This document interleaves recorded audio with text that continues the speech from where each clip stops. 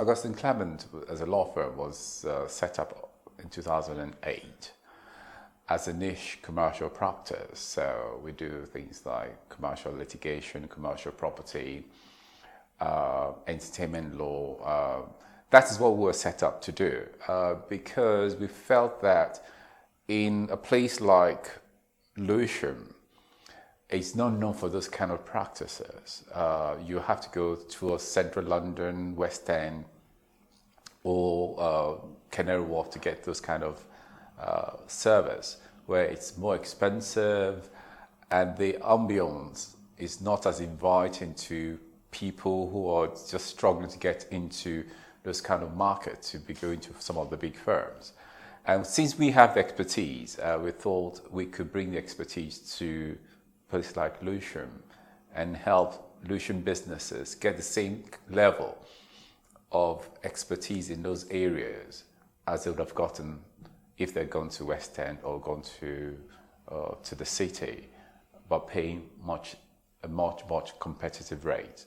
And also you're looking at someone that understands where they're coming from, where a firm in West London, in the West End or in the city will probably never understand where some of these young businesses are coming from. So we felt there was an issue in the Lewisham market. That's why we're here.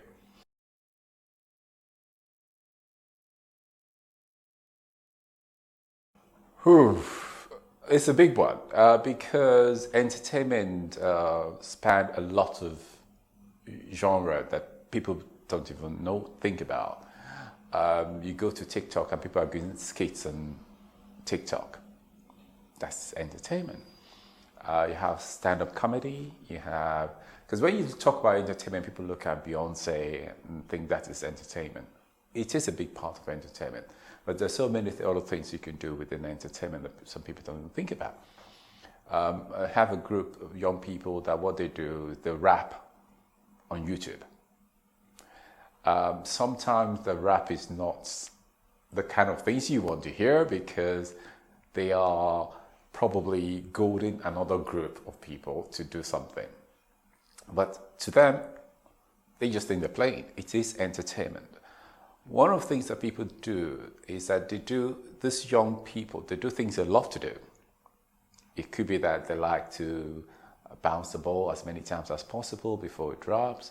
It could be that they want to do dunking on the park, and they just think they're doing what they like to do. Sometimes they call it freestyling. But it's entertainment. It's entertainment law. They don't look at it as a business. The moment you begin to look at it as a business, you begin to see entertainment law come through to it, because entertainment law is basically a set of law that protects your idea and the execution of your ideas, and that idea could be anything.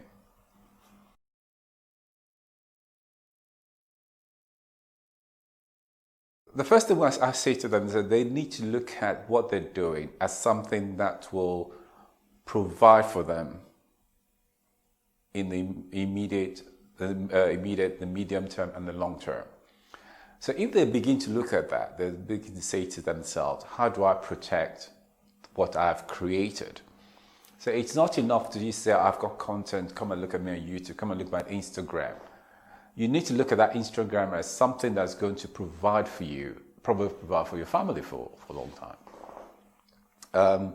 Someone like, if you look at someone like Elvis Presley, dead, gone to his grave, many years.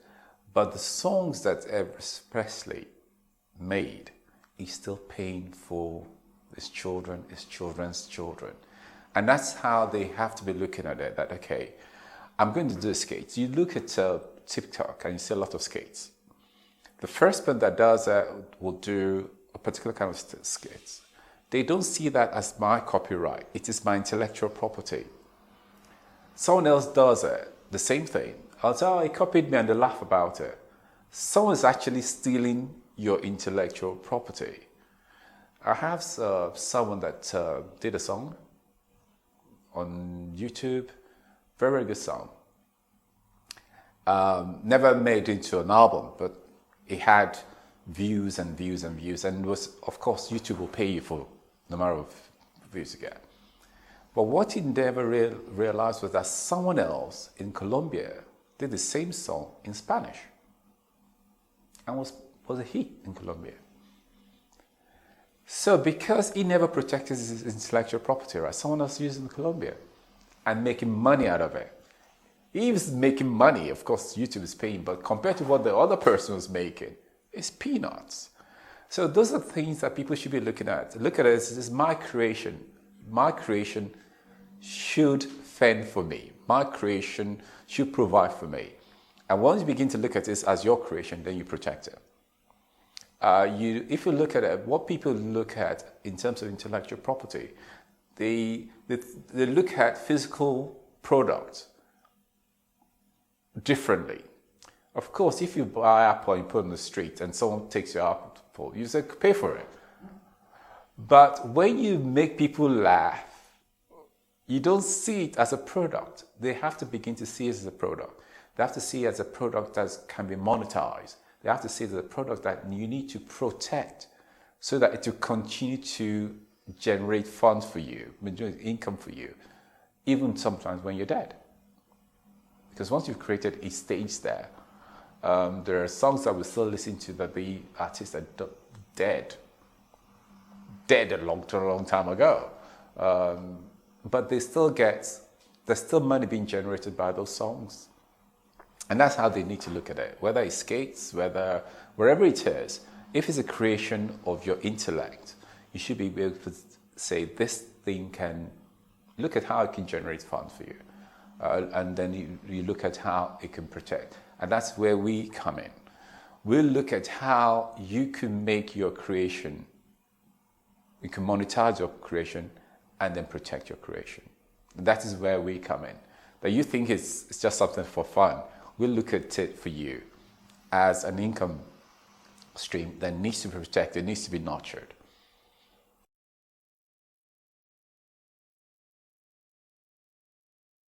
I'm a lawyer, so I'm a very cynical people. It's going to be difficult for you to sing a song which is similar to someone else unless you've heard it before. So you may have heard it subconsciously. Maybe you're just working and you hear the stream, and it sticks with you. But of course, you did not create it. You heard it somewhere. So if that's the case, if you made a genuine mistake, that's fair enough.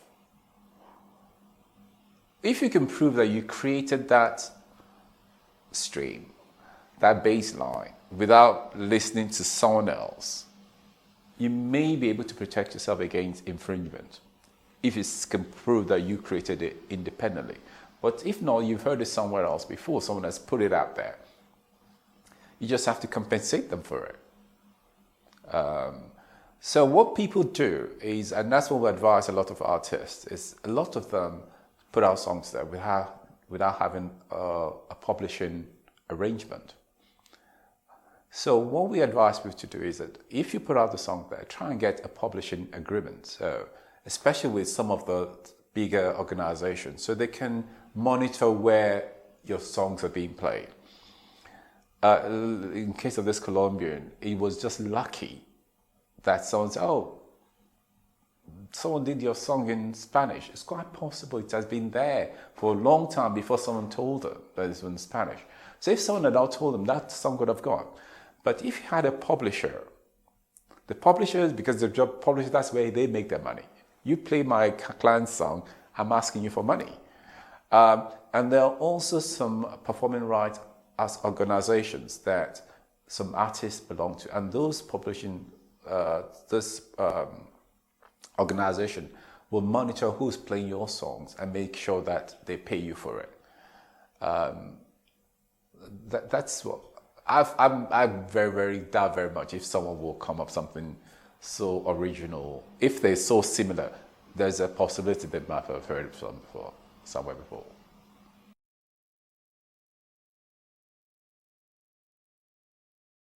They need to be aware of copyright, which is the first thing you thought about. That, okay, there's nothing wrong with you sampling someone else's song, as long as you acknowledge it.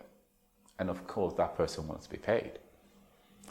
What's his name? Dolly Parton is always grateful for what Whitney Houston did to her song. Whitney Houston made more money from it than Dolly Parton originally, but that's why he's not complaining, because she's getting a royalty. So most artists don't mind. So you need to be aware of potential copyright infringement. So someone else may have the copyright. Also, you need to be aware that you're also creating a copyright, which is has monetary value.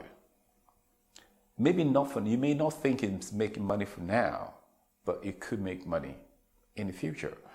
You have paintings that when the painter was alive made next to nothing. Van Gogh is one of those, made next to nothing. But Van Gogh is now, well, millions.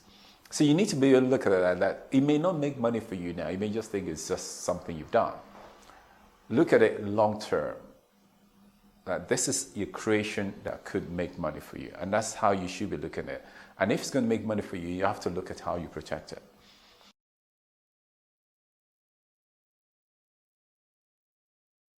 Okay, so what we do is that we advise them along the way.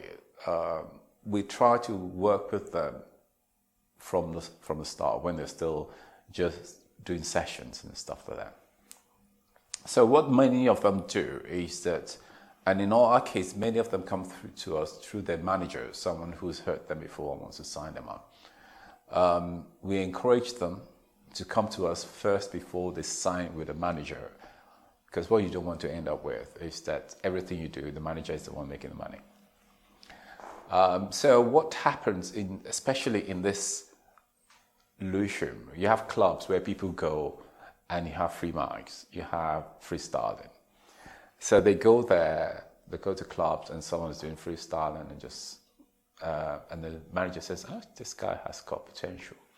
And they want to sign them up quickly. We encourage people to come and see us first before they sign any agreement, so that we know that what the manager is offering is fair.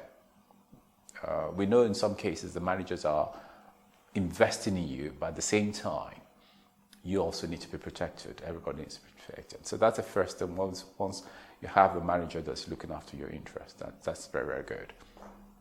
Then the next thing we'll look at is for you to have a publishing agreement. So you have a reputable publisher that in some cases they just do collection. So they monitor where your songs have been played and they collect your royalties. In some cases, the managers actually invest in you. They'll give you some money to write songs. So some of those songs may end up with another artist, not you. But you're still making your own royalty. So those are the avenues we'll say that there are things you could do. There are some people who sing songs that just played in movies. It may never make it to an album. It may just be a movie. There's some that will make songs that will be played in commercials, jingles. So you need to be able to see. That's what we need to make people see that this is money potential you're creating. To you, it may mean nothing, but we need to make people able to see that and then protect their interest along the way. I've got artists that all they need to do is to wear someone's brand. There's money to be made there. You be just, I like working Nike. There are ways by which we can make Nike come to you and say, wear Nike and be seen wearing Nike, and we'll give you X amount of money. That is how we will begin. We want people to see it. That if you're into the underground music scene, you're into clubs and you're popular in clubs, there are companies that want to get into those clubs, into your age group, that will ask you to do things for them. So you need to be able to see yourself as an industry. You need to see yourself, and that is what sometimes very difficult for them to see, because in some cases you have someone who's just 17 and someone approached them and said, let me manage you, I can get you all the clubs in Southeast London, and it blows your mind. But you're looking at it as not as an industry. You're looking at it as someone just giving an opportunity to sing and people shouting in the clubs, and that makes you feel happy. But there are ways, means you could actually make that bigger.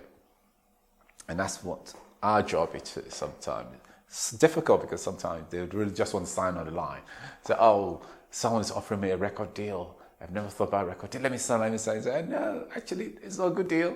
It's a good deal for you because for the rest of your life, this person is going to make all the money you're going to get next to nothing. So it is sometimes it's like parenting. It's I can see what you cannot see, but you think I'm holding you back because there's a record deal that don't want you to sign. But I've seen it. I've seen people. There was a time that the big prince was saying, I'm not going to sing again for these people because every penny I made, recording companies are just taking it. It's happened to George Michael. If you look back to our country, it happened to Sonny Ade. For a long time, Sonny Ade was big, but it was a recording company that was making money. And before Sonny Ade, there are other artists, especially when you have some like Decca and Island Records were the only ones in Nigeria. And they were making money hands over fist from artists that were not making a penny. There are songs that were very popular around the whole of West Africa, and then you look at the artist and they live in a one-bedroom room because they do not have people like us looking after their interest. They were being picked up by a manager or a recording company when they were doing singing around, and people were saying, "Oh, that guy is good." And they were singing at parties, and they were signed up, and they were very glad that they've been signed up by those recording companies, only to find out that they're not making money out of it. The only person that was making money is a recording company. So that's what we do. We protect and empower.